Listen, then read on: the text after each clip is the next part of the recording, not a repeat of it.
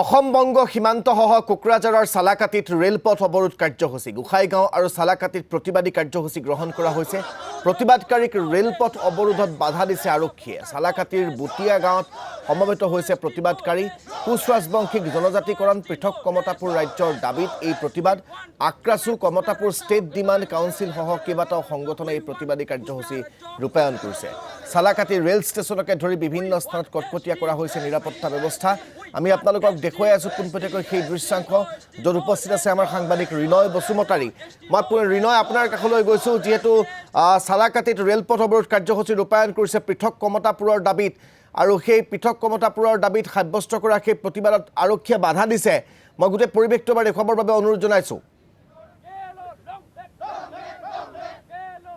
হয় ৰাজদীপ, মই এতিয়া বুটিয়া গাঁৱত উপস্থিত আছোঁ। সেইটো হ'ল অতি সোনকালে জীৱন সিং আৰু কমতাপুৰ AST হ'ব লাগে। ইয়াৰ কাৰণে দাবী কৰিছে আজি ৰেল অৱৰোধ কৰা আছিল ৰাতিপুৱা 6টা বজাৰ পৰা। কিন্তু এতিয়া ভাৰত চৰকাৰৰ পৰা মেছেজ আহিছে, ভাৰত চৰকাৰৰ লগত আলোচনা হ'ব 7 দিনৰ পিছত। মই দেখাব অনুৰোধ কৰিম, ইয়াৰ বিভিন্ন ঠাইৰ মহিলাসকলেও বা অতি সোনকালে জীৱন সিং লগত যে পিছ টক এইটো আলোচনা হ'ব লাগে আমি দেখাবৰ কাৰণে অনুৰোধ কৰিম। প্ৰণৱ লাহেকৈ কোকৰাঝাৰ চালাকাটি ষ্টেচনত ৰেল অৱৰোধ কৰিব লগা আছিল, কিন্তু ইয়াত প্ৰশাসনৰ পৰা কটকটীয়া কৰা হৈছে।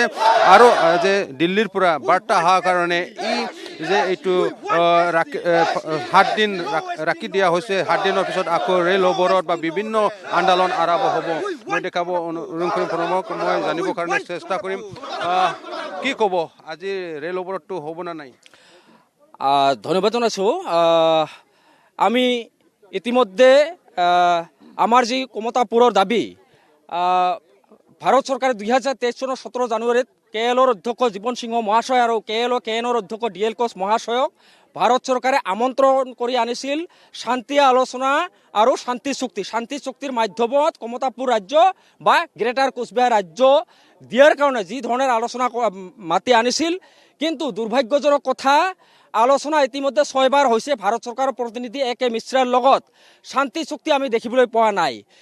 বেলেগ বেলেগ দল সংগঠনৰ লগত যি ধৰণে ভাৰত চৰকাৰে সন্মানজনকভাৱে শান্তি চুক্তি কৰিছিল আমি দেখা পাইছোঁ। উদাহৰণস্বৰূপে আমাৰ বড়ো উগ্ৰপন্থী যি BLT আছিল, BLTৰ ভাইসকলৰ লগত যেনেকৈ শান্তি চুক্তি কৰিছিল, BTR চুক্তি কৰিছিল 2003 চনৰ 10 ফেব্ৰুৱাৰীত, ঠিক একেধৰণৰ NDFB নেতাসকলৰ লগতো যি BTR চুক্তি হৈছিল।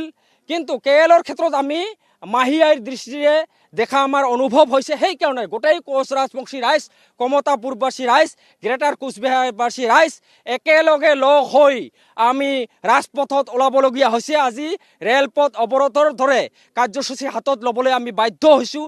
কাৰণ ইয়াৰ আগতে আমি বিভিন্ন ধৰণৰ আন্দোলন কৰিছোঁ, সেই আন্দোলনৰ প্ৰতি চৰকাৰে কোনো ধৰণৰ গুৰুত্ব দিয়া নাই। বিগত 2025 চনৰ যি 3 ডিচেম্বৰত আমি হাঙাৰ ষ্ট্ৰেক কৰিছিলোঁ 100 ঘণ্টীয়া, ইয়াত চৰকাৰে কোনো ধৰণৰ গুৰুত্ব দিয়া নাই। সেইকাৰণে আমি দুখ পাই আমি ৰেলপথ অৱৰোধৰ দৰে কাৰ্যসূচী হাতত ল'বলৈ বাধ্য হৈছোঁ। কিন্তু আমি দুখ পালেও এতিয়া আমি অলপ ভাল পাইছোঁ। চৰকাৰে আমাৰ ইতিমধ্যে KLৰ নেতা জীৱন সিংহ মহাশয়ৰ লগত ভাৰত চৰকাৰৰ যি প্ৰতিনিধি আছিল AK মিশ্ৰা ডাঙৰীয়াই আমাৰ KLৰ অধ্যক্ষ জীৱন সিংহ মহাশয়ৰ লগত যোৱা নিশা ৰাতি 11 বজাত আলোচনা কৰিছে। 7 দিন সময় লৈছে, যে 7 দিনৰ ভিতৰত ভাৰত চৰকাৰে আমাৰ KLৰ লগত আলোচনা কৰাৰ কাৰণে ভাৰত চৰকাৰৰ পৰা আমন্ত্ৰণ জনাব, গৃহ মন্ত্ৰালয়ৰ পৰা। সেই কথাক আমি ধন্যবাদ জনাইছোঁ, স্বাগত জনাইছোঁ। আৰু এই কাৰণে আমি আজি ৰেল অৱৰোধ 7 দিনৰ কাৰণে স্থগিত ৰখা হৈছে। প্ৰত্যাহাৰ নহয়, স্থগিত, সাময়িকভাৱে স্থগিত।